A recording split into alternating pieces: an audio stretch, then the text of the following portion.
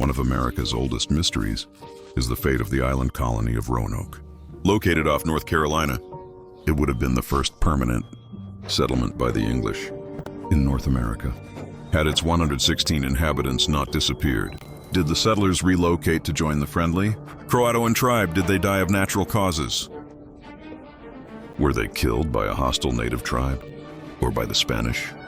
This mystery has captivated historians for centuries. Here's how it started.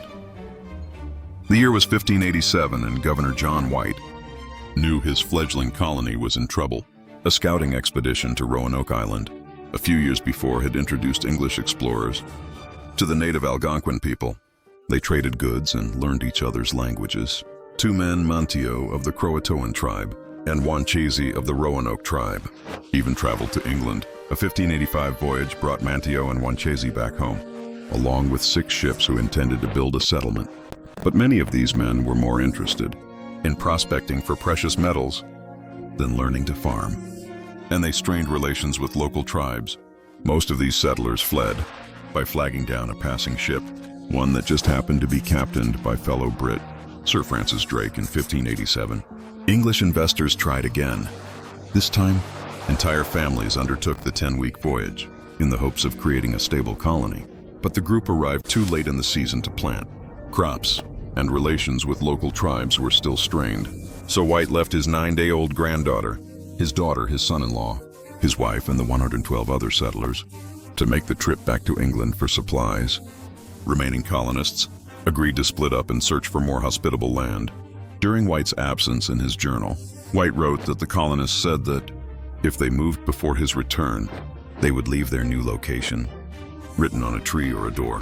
White was delayed by England's naval war with Spain, and he could not secure a ship to return until 1590.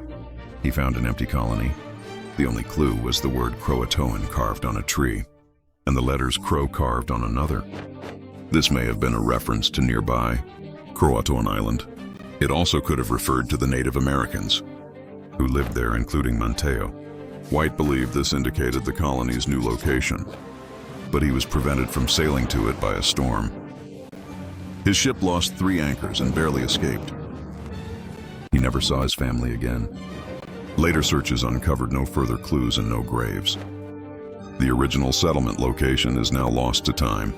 Many historians believe the settlers likely joined Manteo's tribe, judging by artifacts found at nearby Native American village sites, like copper rings, English pottery, and a lead pencil. DNA.